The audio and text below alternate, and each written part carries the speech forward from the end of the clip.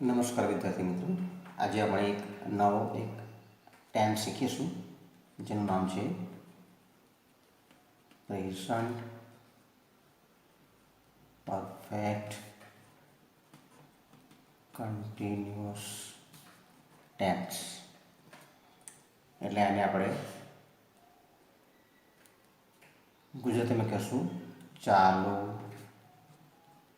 પૂર્ણ વર્તમાન કાળ. બરાબર છે. એનો ઉપયોગ પહેલાં જોઈએ આપણે. તો એનો ઉપયોગ જે છે, મુખ્ય એનો ઉપયોગ થાય છે કે ભૂતકાળમાં કોઈક સમયે ક્રિયા શરૂ થઈ. ભૂતકાળમાં કોઈ સમયે ક્રિયા શરૂ થઈ, વર્તમાનમાં એ ક્રિયા ચાલુ છે અને ભવિષ્યમાં એ ક્રિયા છે એ ચાલુ રહેવાની સંભાવના છે અથવા તો શક્યતા છે. આ વસ્તુ જ્યારે હોય એટલે કે ક્રિયા ભૂતકાળમાં શરૂ થઈ ગઈ છે, વર્તમાનના ક્રિયા ચાલુ છે અને ભવિષ્યમાં પણ ચાલુ રહેશે, ત્યારે આપણે પ્રેઝન્ટ પરફેક્ટ કન્ટિન્યુઅસ ટેન્સ વાપરીશું. ઓકે, એટલે ત્યારે આ કાળનો ઉપયોગ થાય છે. ઓકે, હવે એની વાક્ય રચના જોઈએ. તો વાક્ય રચના છે ને, વાક્ય રચના માટે પહેલાં તો જોઈએ કે પૂર્ણ જે વર્તમાનકાળ છે એ પૂર્ણ વર્તમાનકાળ દર્શાવવા માટે ટુ બીના જે રૂપો છે એમાં બીન લેવામાં આવે છે. ત્યાર પછી ચાલુ માટે ક્રિયા જે છે, એટલે ચાલુ ક્રિયા માટે ક્રિયા ચાલુ હોય એના માટે ક્રિયાપદ છે એ ક્રિયાપદનું આઈએનજી વાળું રૂપ, એટલે કે એને કહીશું આપણે ગ્રામરની ભાષામાં વર્તમાન કૃદંત, એ લેવામાં આવે છે. અને સહાય માટે હેવ અથવા તો હેઝ વપરાય છે. બરાબર છે. હવે વાક્ય રચના જોઈએ તો આઈ have bin writing a letter. બરાબર છે. હેવ અને હેઝ આવ્યું, બીન પૂર્ણ વર્તમાનમાં આવ્યું અને રાઇટિંગ એટલે કે આઈએનજી વાળું રૂપ છે.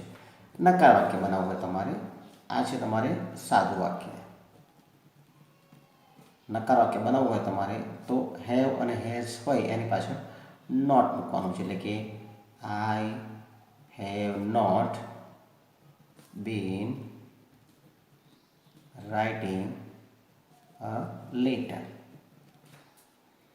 પ્રશ્ન વાક્ય બનાવવું હોય તમારે તો આ સહાયકારી ક્રિયા પછી કર્તાની આગળ આવશે, એટલે કે હેવ આઈ, યુ પણ આવી શકે છે. Have I bin writing letter. બરાબર છે. આ એનું મૂળ જે સાદું વાક્ય છે, પ્રશ્ન વાક્ય છે અને નકાર વાક્ય છે, આ એનો ઉપયોગ થઈ ગયો.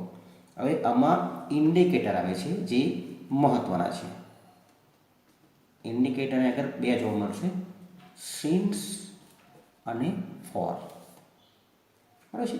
આ બે ઇન્ડિકેટર છે એ ખાસ મહત્વના છે. સિન્સનો અર્થ થાય છે કે પોઈન્ટ ઓફ ટાઈમ અને ફોરનો અર્થ થાય છે કે ડ્યુરેશન ઓફ ટાઈમ, એટલે કે ડ્યુરેશન. ઓકે, આના વિશે ખાસ આપણે આગળ ચર્ચા કરીએ. જો સિન્સ જે છે એ સિન્સ એટલે કે કોઈક નિશ્ચિત સમય, પોઈન્ટ એટલે કે અહીંયા આગળ આવશે કે નિશ્ચિત સમય, ગુજરાતીમાં વાત કરીશું તો નિશ્ચિત સમય અથવા પોઈન્ટ ઓફ ટાઈમ જ્યાંથી કાર્યની શરૂઆત થઈ હોય. એટલે આપણે પૂછીએ કે સિન્સ 2010, સિન્સ મંડે, સિન્સ મે અથવા તો સિન્સ 5 o'clock 5 વાગ્યાથી આ બધું એક્ઝેક્ટ ટાઈમ છે ત્યારે સિન્સ વાપરીશું.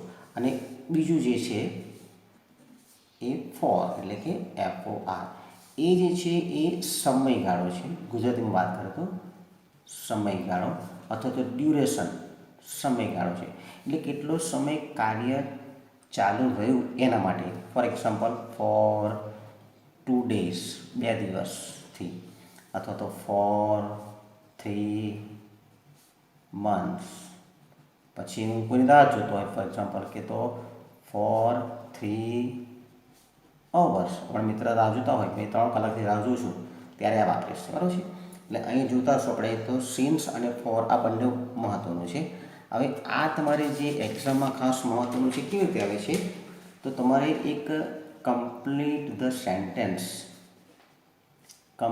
સેન્ટેન્સ છે ને એ એક પાર્ટ આવે છે અને બીજું પણ પાર્ટ આવે છે કે મેકિંગ ક્વેશ્ચન્સ એટલે કે ક્વેશ્ચન બનાવવાના આવે છે. ક્વેશ્ચન કેવી રીતે બને છે એ જોઈએ. હવે ફોર એક્ઝામ્પલ આપણે અગર વાત કરીએ તો સિન્સ અને ફોર કેવી રીતે વપરાય છે એ જોઈએ. ફોર એક્ઝામ્પલ એક વાક્ય લીધું છે મેં કે I have bin living in Borsad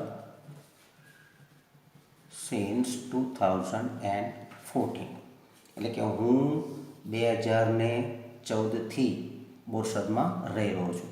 હવે સિન્સ હોય તો પ્રશ્ન જ્યારે બનાવવો હોય તમારે ક્વેશ્ચન બનાવવો હોય તે વખતે વાપરીશું સિન્સ વેન. સિન્સ વેન પ્રશ્ન વાક્યમાં હેવ આગળ આવશે. Since when have you been living in Borsad. હવે આ જ વાક્ય મેં બીજી રીતે લખ્યું હોય તો એ કેવી રીતે બને એ જોઈએ. આઈ have bin living in Borsad. અહીંયા આગળ મેં એક્ઝેક્ટ ટાઈમ નથી આપ્યો પણ લખ્યું છે કે 4-5 years એટલે કે 5 વર્ષથી હું રહી રહ્યો છું.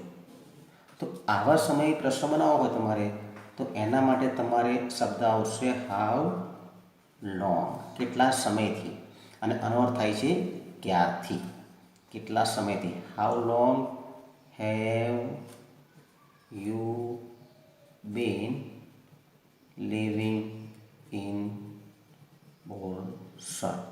બરાબર છે. હવે જ્યારે વાક્ય પૂર્તિ કરવાનું થાય ને તે વખતે આવું બની શકે. અહીં લખ્યું હોય કે ભાઈ વાક્ય પૂર્ણ કરો. ઓકે. હવે તમે જોયું હશે કે આ જે સિન્સ છે સિન્સ વેન એ શું દર્શાવે છે પોઈન્ટ ઓફ ટાઈમ અને આ શું દર્શાવે છે ડ્યુરેશન ઓફ ટાઈમ. હવે વાક્ય પૂર્તિમાં આવું લખે કે ભાઈ આઈ પછી લખે આખું વાક્ય લખે આગળ અને અહીં લખે કે ભાઈ ડ્યુરેશન ઓફ ટાઈમ. તો આપણે વાક્ય કેવી રીતે બનશે વાક્ય ડ્યુરેશન છે એટલે એના માટે ફોર વાપરીશું તો એ કોઈ પણ વાક્ય બની શકે એવું નહીં કે આ બની શકે. તો આવું બની શકે આઈ have been teaching English. Duration છે એટલે શું આવશે ફોર 10 years. હવે જુઓ આની જગ્યાએ તમારે ડ્યુરેશન છે એની જગ્યાએ તમને આપ્યું હોય કે પોઈન્ટ ઓફ ટાઈમ આપ્યો હોય પોઈન્ટ ઓફ ટાઈમ તો એ સમયે તમારે શું કરવું પડશે I have been teaching English. For છે એની જગ્યાએ શું લખવું પડશે સિન્સ. તો અહીં 10 years છે તો આ ચાલે છે 2020 ચાલે છે તો 2000 સિન્સ 2010. જ્યારે પોઈન્ટ ઓફ આપ્યો હોય તે વખતે સિન્સ વાપરવો પડે અને ડ્યુરેશન આપ્યું તે વખતે ફોર વાપરવો પડે. આ ખાસ તમારે ધ્યાન રાખવાની જરૂર પડે છે. બરાબર છે. અમુક વખત એવું પણ બને પ્રશ્ન પણ પૂછી તો એ પણ જોઈએ કેવી રીતે પૂછે છે. આપણે અહીં આગળ એક્ઝામ્પલ જોયું એ પ્રમાણે અહીં ખાલી જગ્યા છે. ફોર એક્ઝામ્પલ કે લખ્યું છે કે હેવ યુ બીન પ્લેઇંગ.